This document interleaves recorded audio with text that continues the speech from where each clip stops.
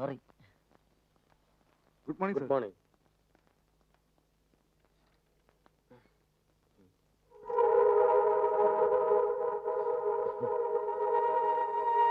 എനിക്കറിയാം നിങ്ങളുടെയൊക്കെ കൺട്രോൾ പോയി നിൽക്കുകയാണ്. ആര് സങ്കടപ്പെടേണ്ട, എനിക്കൊന്നും പറ്റിയിട്ടില്ല. I am safe. പോയി അവരവരുടെ ജോലികൾ ചെയ്യൂ. എന്നെ കൊല്ലാൻ ശ്രമിച്ചപ്പോഴൊക്കെ സ്റ്റാഫിന്റെ സങ്കടം താൻ കണ്ടതല്ലേ? ഇക്കണക്കിന് എന്നെ കൊന്നാൽ എന്തായിരിക്കും അവരുടെ സങ്കടം? സ്നേഹം സ്നേഹം സ്നേഹമല്ല മുതലാളി, ഒരു ഹോളിഡേ നഷ്ടപ്പെട്ടതിന്റെ ദുഃഖമാണ്. പാടില്ല. അങ്ങനെ ഒരു ഹോളിഡേ അവര് ജന്മം പ്രതീക്ഷിക്കണ്ട. താനും പോയി കാറ് കഴുകിട്ട് വാ. പത്രവാർത്ത കണ്ട് കനക ഒത്തിരി കരഞ്ഞു അല്ലേ? വായിച്ചോ? വായിച്ചു. കനകത്തിന്റെ വിഷമത്തിന്റെ ഖനം ഞാൻ മനസ്സിലാക്കുന്നു. സങ്കടപ്പെടാതിരിക്കും. ജോലി ശ്രദ്ധിക്കൂ പ്ലീസ്.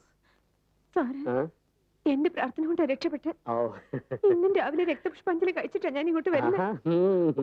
ഈ ശരീരം കണ്ടാൽ അറിയാം ദിവസം ഒരു 5-6 രക്തപുഷ്പാഞ്ജലികളും കഴിച്ചിട്ടാ വരുന്നതെന്ന്. Okay, keep it up. Kanakam, നാളെ ഒരു വെടി വഴിപാടും കൂടെ നടത്തിയേക്ക്.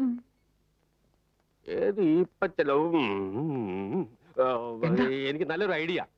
ഈ പച്ചൻ ഞാൻ മേടലേക്ക് വിളിപ്പിക്കാം. അവിടെ വെച്ചാകുമ്പോ കാര്യങ്ങൾ വിശദമായി സംസാരിക്കുകയും ചെയ്യാം. ഈ പച്ചന് തടസ്സം പറയുകയാണെങ്കിൽ ഞാൻ സോൾവ് ചെയ്തോളാം. ഇങ്ങോട്ട് അടിക്കണ്ട. കാരണം ചെന്ന് അങ്ങോട്ട് അവതരിപ്പിച്ചാൽ മതി. ഇലയ്ക്കും മുള്ളിൽ ലാത്തിക്കും കേടില്ലാതാക്കി തരാൻ നേരിട്ട് എന്ന് വെച്ചാൽ എന്റെ തടി ഞാൻ നോക്കട്ടെ. അയാളൊക്കെ ആണെങ്കിൽ അച്ഛനെന്നോ കപ്പ്യാരെന്നോ അപ്പനെന്നോ ഒരു വ്യത്യാസമില്ല. മാത്രമല്ല ഇന്ന് ദിവസം നന്നല്ല, പിന്നെ കണി നന്നല്ല. രാവിലെ എഴുന്നേറ്റ് അച്ഛനോട് കണ്ണാടി നോക്കാൻ ഞങ്ങൾ പറഞ്ഞില്ലല്ലോ. ഇനി കണ്ണൊക്കെ കാണാം. ഈ പച്ചാൽ ഞാനാ, ഫാദർ ബെനഡിക്ട്. അച്ഛനാ? ഗുഡ് മോർണിംഗ് അച്ഛോ. ബുള്ളറ്റ് അച്ഛൻ ഇരിക്കണം. എന്റെ ബുള്ളറ്റ് വിറ്റതോടെ ഞാൻ പല്ല് കൊഴിഞ്ഞ സിംഹമായി പോകണോ ഈപ്പച്ച? അതല്ല, ഇന്നലെ രാത്രി എന്താ നടന്നത്? ഞാൻ നടന്നില്ലല്ലോ, കാറിലായിരുന്നല്ലോ. അല്ല, ഈപ്പച്ച പിള്ളേരുടെ കടയിൽ കാറ് കൊണ്ട് മുട്ടിച്ചെന്നോ അവിടെ എന്തോ കശപിച്ച് നടന്നെന്നോ കേട്ടു. അച്ഛാ പിള്ളേര് അതല്ല, അവര് പെശകാണെന്ന് എനിക്കറിയാം. എന്തെങ്കിലും കൊടുത്ത് പറഞ്ഞുവിടാം. അച്ഛനാ പിള്ളേരുടെ മാത്രം അച്ഛനല്ലല്ലോ. അല്ല, അച്ഛൻ എന്റെയും അച്ഛനല്ലേ? ഈ ഇടവക്കാരുടെ മുഴുവൻ അച്ഛനല്ലേ? അല്ല, അച്ഛൻ ബുള്ളറ്റ് അച്ഛൻ. ബുള്ളറ്റുമായി ഒരാൾ മുന്നിൽ വന്ന് നിന്നാൽ അച്ഛൻ എന്ത് ചെയ്യും? എന്ത് ചെയ്യുന്നോ? ഞാൻ ആദ്യം ഈ ലോഹ അങ്ങോട്ട് മടക്കി കുത്തും.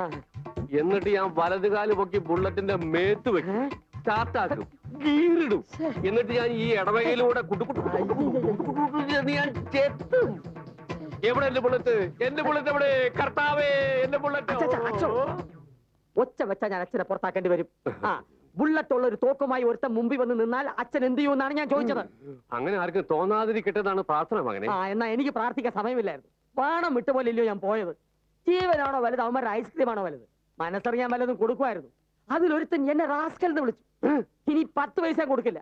ഇനി പേരും പറഞ്ഞ് ആര് വന്നാലും അച്ഛനാണെന്നോ ആരാച്ചാരാണെന്നോ നോക്കില്ല, ഇടിച്ച് കൂമ്പിയാൻ കലക്കും. അച്ഛന്റെ കൂമ്പല്ല. Thank you. അവന്മാരുടെ കാര്യം പോട്ടെ, അനാഥ പിള്ളേരുടെ കാര്യം പറഞ്ഞ് ഇനിയും ഞാൻ വരും. അച്ഛൻ വരൂ, അനാഥ പിള്ളേരുടെ കാര്യം പറയൂ. എന്താന്ന് വെച്ചാൽ ചെയ്തോ. ഈ ശോമിശാക്ക് സ്തുതിയായിരിക്കട്ടെ. എപ്പോഴെപ്പോഴും സ്തുതിയായിരിക്കട്ടെ. എന്റെ ബാഗ് പിടിച്ചോ. വക്കാലത്തോര് വന്നിരിക്കുക. എന്താ കേട്ടോ സംഗതി ഒത്തോ? വാ മക്കളെ. ഞാൻ നിങ്ങളുടെ ആരാ മക്കളെ എന്ന് പറഞ്ഞ വികാരി അച്ഛൻ. അതെ, വികാരവും വിവേകവും ഒരു വികാരിയാണെന്നുള്ള വിചാരം നിങ്ങൾക്ക് ഉണ്ടായിരുന്നെങ്കിൽ എന്നോട് ചെയ്യായിരുന്നു. അതിനിപ്പോ എന്ത് പറ്റി? നിങ്ങളിൽ ആരാ അയാളെ റാസ്കൽ എന്ന് വിളിച്ചത്? അതൊക്കെ എന്തിനാ ഇവിടെ പറയണത്?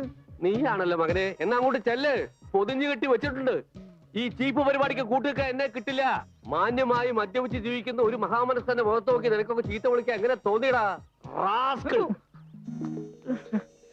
റാസ്കലിന് പകരം വേറെന്തെങ്കിലും വിളിച്ചാൽ മതിയായിരുന്നു. നീ മിണ്ടരുത്. ഇനിയിപ്പോ എന്താ ഒരു വഴി? എടാ, നിന്റെ ആനി ഇൻഷുറൻസ് അല്ലേ വർക്ക് ചെയ്യുന്നത്? അതെ. നമുക്ക് അവളെ പോയി വിളിച്ചാലോ? അതൊന്നും വേണ്ട, അവളെ വിളിക്കണ്ട. എന്നാ വാടാ, നമുക്ക് പോയി വിളിക്കാം. നിക്ക്, ഞാൻ വിളിക്കാം. ഹലോ, ഞാൻ ആനിയല്ല, ആനിയുടെ അപ്പച്ചൻ വക്കച്ചൻ. അവളല്ല, അവിടെ അപ്പനാ. ഞങ്ങൾ അങ്ങോട്ട് വിളിക്കാനിരിക്കുകയായിരുന്നു.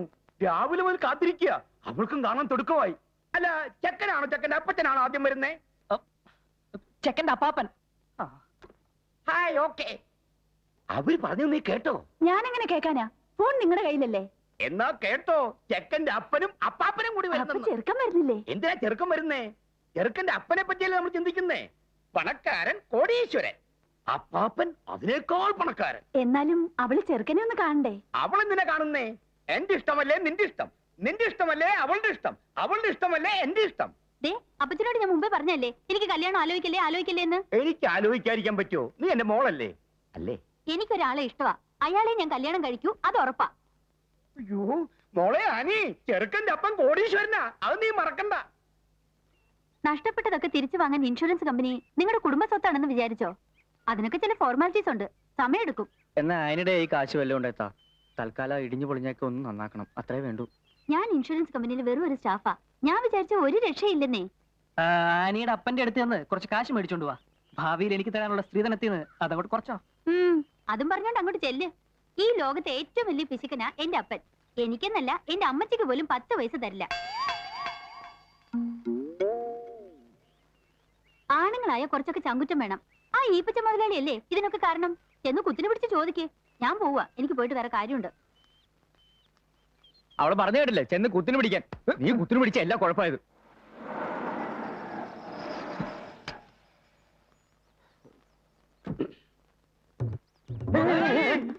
മുതലാളി ഞങ്ങളോട് ക്ഷമിക്കണം പ്ലീസ്.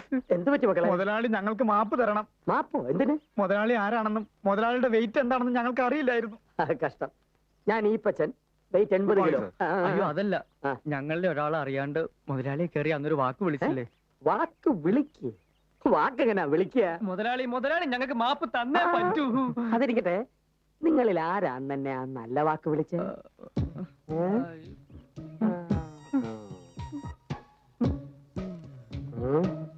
ഞാൻ അറിയാണ്ട് വിളിച്ച വാക്കാ, ക്ഷമിക്കണം. ചെറ്റേ, മഹാപെശകാണ് ഞാൻ. ഇനി മാപ്പൊന്നും കോപ്പൊന്നും പറഞ്ഞ് പരിസരത്തെങ്ങാനും കണ്ട മൂന്നിന്റെ മുട്ടുകാലി ഞാൻ തല്ലി ഓടിക്കും. Good morning sir. ഒരാളെ ഒരു പ്രാവശ്യം സലാം വെച്ചാൽ മതി. Okay sir.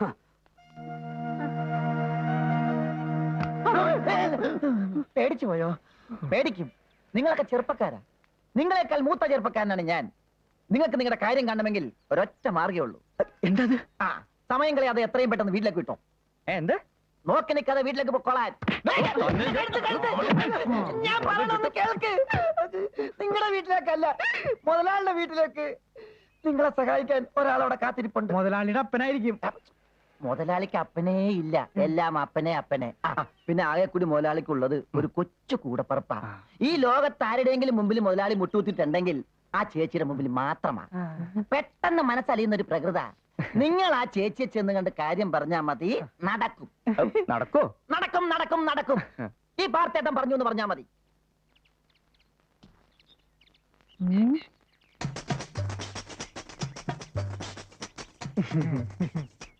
അയ്യോ, ആരാ നിങ്ങളൊക്കെ?